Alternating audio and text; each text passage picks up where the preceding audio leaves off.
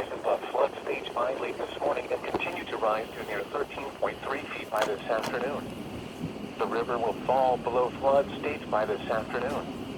At stages near 13 feet, Canal Road near UP South floods with high water along Kemper and Mosteller roads near the creek.